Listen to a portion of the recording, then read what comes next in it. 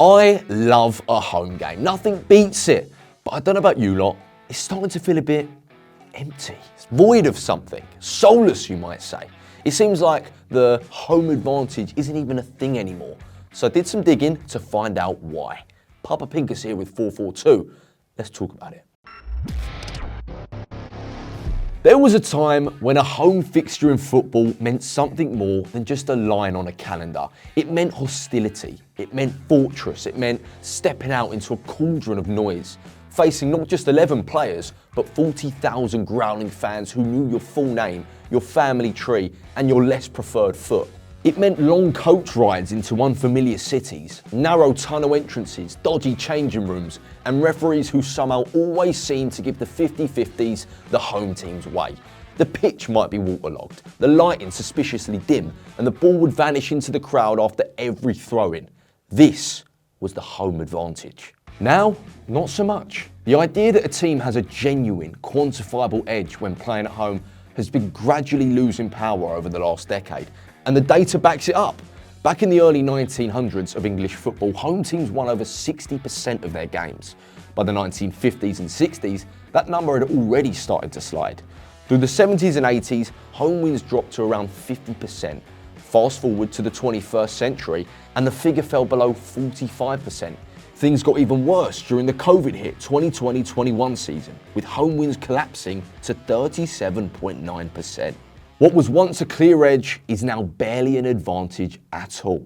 Let's start with an obvious reason for the decline: tourism. Now, this isn't a complaint, by the way. Football's global appeal is one of its greatest triumphs. Fans travelling across the globe to watch the football in the flesh is of course a testament to how massive the game has become. But it's had a huge side effect. The traditional home crowd, once made up of fiercely loyal local voices who lived and breathed the club, is increasingly diluted by visitors with selfie sticks and half-on-half scarves. You just can't generate the same kind of venom when half your stand is filming kickoff for their Instagram stories. The chants are often softer, the reactions are delayed, and the edge just disappears. The infamous Anfield Roar still exists, in a blockbuster game maybe, but try finding it at 3 p.m. on a rainy Saturday against Brentford. And you can't really blame tourists either. Clubs sell the tickets, the demand is there, it's a business. But when your stadium starts feeling more like a theme park than a tribal battleground, the result is what we're seeing now: less noise, less energy, and less influence. You could argue clubs are trapped in a double bind. They need the global exposure and the financial boost that comes with international fans, but in doing so, they've hollowed out the atmosphere that made a stadium a fortress in the first place. Then there's VAR. One of the often unspoken pillars of home advantage used to be the pressure. The crowd swayed referees, maybe not overly, but subtly. A referee who's getting absolutely hammered by 40,000 people after not giving a penalty is far more likely to subconsciously balance it out later on in the match. That's just human psychology. The atmosphere mattered.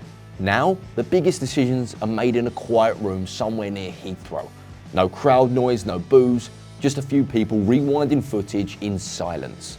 VAR has sanitised that part of the game. The idea that a crowd can win a penalty or pressure a red card is mostly gone. Which is great for fairness maybe, but not so much great for home ground mystique. It's the coldest form of justice: accurate, emotionless, and indifferent to the crowd. When the home crowd loses its influence, the home team loses one of its biggest weapons. Modern stadiums aren't helping either. They're sleek, shiny, and sterile. Old school grounds were built like pressure cookers. Steep stands, fans breathing down your neck. Think Highbury or Upton Park, White Hart Lane. The new generation is built for commercial viability, executive boxes, better sight lines, Wi-Fi, leg room. In trying to make football more comfortable, we've made it less intimidating. Even players talk about it. There's a reason some managers still rave about away days and hostile, tight, traditional stadiums. They know the difference, and when the away team isn't even slightly rattled walking out the tunnel, you're already losing part of what used to be the whole point of home advantage. Travel is no longer a punishment. Let's not forget the players themselves here.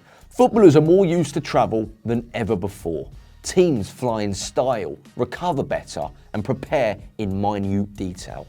An away trip to Newcastle, for example, used to be a grind. Now it's a private jet and a perfectly timed meal plan. These players are used to playing all over the world before they're 21. The fear factor of away grounds just isn't there anymore. If home advantage really is going extinct, maybe the question isn't just why. Maybe it's what are we losing with it? Because this isn't just about win percentages or crowd decibels. It's about football's identity, the tribalism, the drama, the idea that every stadium has its own energy, its own mythology. Now, more often than not, you're stepping into a ground that looks and feels just like your own. Same megastore out front, same pre-match playlist, same LED hoardings, advertising, betting apps and crypto exchanges.